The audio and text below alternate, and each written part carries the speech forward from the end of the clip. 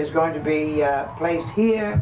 We will come and hold a great ceremony of the royal family, as well as other chiefs, and everyone will be here at the scheduled time when we come here to place his ashes formally here. Well, may I ask you, why are we going to place ashes here as opposed to his body? Well, because the body was terribly decomposed. And so, and because it is in another state and in another city, many, many miles away, it is much more convenient for us and reasonable for us to have it cremated and then those ashes are placed here. Now, what is going to happen is he will join all of this great array of royal ancestors. Our family is descended from royalty of the Dahomian people, and it is also descended from chiefs among the Yorubas. And we go back to the time of King Atiba, the king of the Yorubas, who had to fight against the Mohammedans or the Muslims during the attempt of the Fulani and the Hausa to invade and overrun the Yoruba country. It was at that time that great chief Adefumi came forward, joined the forces with King Atiba, and there established that family as part of the great chiefs of the Yorubas of ancient Oyo. And so we are descended from that line. On my father's side, we are descended from the great king Tegbesu, one of the Aladahonu kings. The Aladahonu was the dynasty which ruled over Dahomey in ancient West Africa before the unhappy days of slavery. Well, Prince Tejumola now, as we will pronounce that it is time for you, dear brother, now that we have completed your funeral arrangements, it is time for you to fly south to Ife. Ife is the holy city of the Yorubas. It's also the name of Yoruba heaven. It's where all honored ancestors go. They do not go to the oblivion of heaven as you have in your Semitic thought, but rather, on the other hand, they go to their ancestors, to an ancestral city, which is both physical and spiritual. At Ife, then, he will enter his father's palace. Our father is already there. He will enter our father's palace and be received there into his chamber of princes. After that, of course, his spirit being of ancient African descent, it will then fly east to the pyramids of Giza. It will fly east to the pyramids of Giza, and there will unravel the riddle of the Sphinx.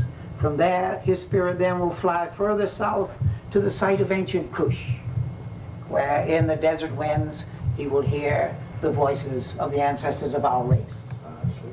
Then, listening towards heaven, he will hear the hoofbeats of the Pharaoh's chariots, which will descend to him. He will cry out to them, and they will come to take him into the mysteries of our great ancestors, where his soul is going to be recharged, and if we continue to worship him, then he will be back again. And approximately another generation, some of our descendants, perhaps his granddaughter, is going to bring back his spirit again. And that is how brilliance and intelligence is kept in a family, and certain families become dynamic and brilliant because they keep alive and keep returning the great spirits of their members. Was your brother a dynamic person? Enormously dynamic. Wherever he went, he automatically became a leader in that social order. And at Riviera Beach, down in Florida, certainly, he was a very dynamic figure. Everyone knows him. They insisted that we should have a memorial ceremony there for him. I understand when I looked at the memorial ceremony, we said Prince. How did he get the title of Prince? Well, because his brother is a king. I say, okay. If his brother is a king, well, whoever is selected as king, and it's not based necessarily on primogeniture, as it is in the European system, the oldest son automatically. Yeah, among the Yorubas, it is the chosen son. I was the chosen son of my parents to inherit, as it were, the ashe, what the Yorubas call the ashe. That is the power to command the culture. What happened when the people in the community where he lived found out that he was a prince? Well, they were enormously surprised, and they realized then why he was so dynamic, why then he seemed to have this mission to resurrect the strength and the glories of his people. I say he worked quite well with children. Enormously well with children. He was a math teacher there. He also taught them the history of their ancestors, going all the way back to the beginnings of human civilization in ancient Kush, and through Kemet, and on up through the West African ancestors. So he was very busy teaching both history, character, mathematics, and he owned an enormous library to which everyone could have access. So that they would appreciate the fact his energies, if we are to accept the Yoruba way, his energy would appreciate the fact that the ancestors' activity worship here. Oh, certainly. And this is, of course, the great tragedy of the African American people. As a people, the African Americans have lost the foundations of our religious culture, which was the worship of ancestors. The gods are remote and there for the entire world, but the ancestors are only for you and for that particular people who worship them. And among your ancestors, you have all your laws, your customs, your traditions, your cuisine, your clothes, your names, your language, everything. You lose contact with that and you are lost people. What happened, there is a, when I first got into the culture, they had what they call the Egungun. And this activity occurred where the people were dressed in certain things I see here. Would you explain that, or how they raise to your brother in terms of those clothes where they come out and dance during the Egungun festival? All right, what we have here is the Egungun of my father. This is my father, descendant of the Aladahonu chiefs, descendant of the Aladahonu kings. And so, 9 days, according to Yoruba tradition, after a man dies, an Egungun appears. This Egungun is because he belonged to a society which preserved the customs and traditions of his ancestors.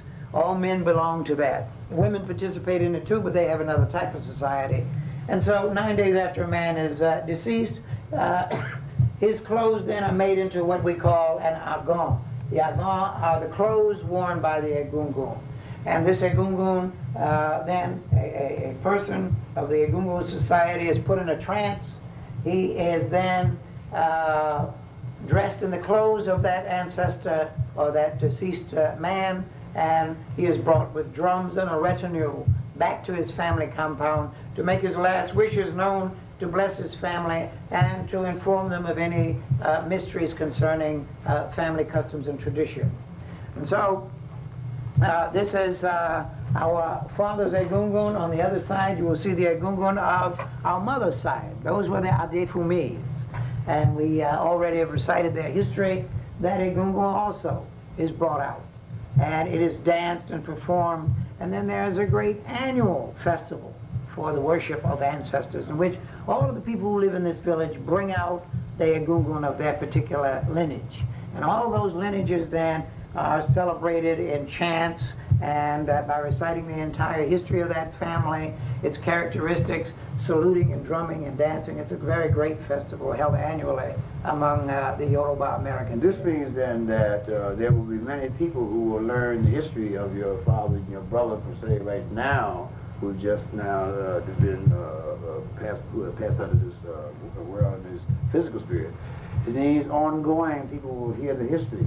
Yes, indeed. And the National Egungun Day, is that what we're saying? Right, and that is how, and the glory of a nation is enlarged. It is also how everyone learns to take pride in their family, and little children growing up learn who their ancestors were and what they accomplished. It's like for the Europeans, it's like a Memorial Day. It's like a Memorial Day, except much more elaborate, and the emphasis is on ancestors and tradition, customs, and past, rather than on just a holiday where you're going to have a picnic. Last visit to Oyotunji, you come once again to the shrine of your ancestors to pay homage to them. This is, of course, your grandfather, Obalua Aladahunu Maza, my own father. This is the line from which he is descended here. This is King Tegbesu of Dahomey. And that was the family which was set upon, and half of them were brought over in slavery and enslaved. Next to him we have Olua Adefumi. This is your grandmother's ancestor, the one that fought with King Atiba in the old days when ancient Oyo was being besieged by the Muslims. And then over here we have our uncle, your mother's father and grandfather, who protected the family tradition, saw to it that everything was kept in line and the history of our people was preserved. We have here Iyanla Adefumi. This is one of the older ancestors of the family, going back now to the early 1800s. There's an ancestress before her who came over during the time of the Revolutionary War. This was her daughter, Iyanla Adefumi. Then this is my own mother here, as she appears now in the kingdom of the ancestors. Her youth has returned, her color has returned, and she is very much a part of keeping this family influential and protecting the royal blood. This is her grandmother, rather her mother.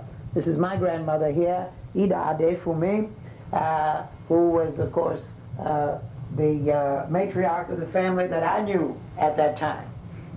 And so then over here we have my sister, who were deceased when I was a very little boy. I never really got to know her, though she knows me. And we often have conversations here. And she, therefore, is one of those persons who preserve and whose shrines and statues are all here. And then finally we have Yeye Baba Aladohunu Mother. This is my father's mother. She was the one that gave birth to our father and brought the Aladohunu line to this country, which, of course, is our responsibility to preserve.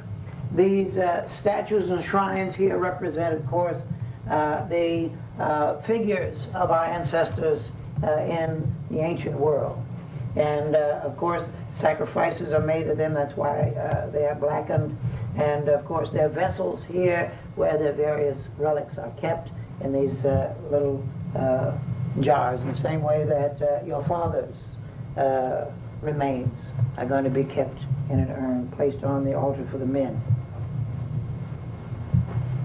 Yeah, it's a beautiful tradition, and it's up to us to preserve it.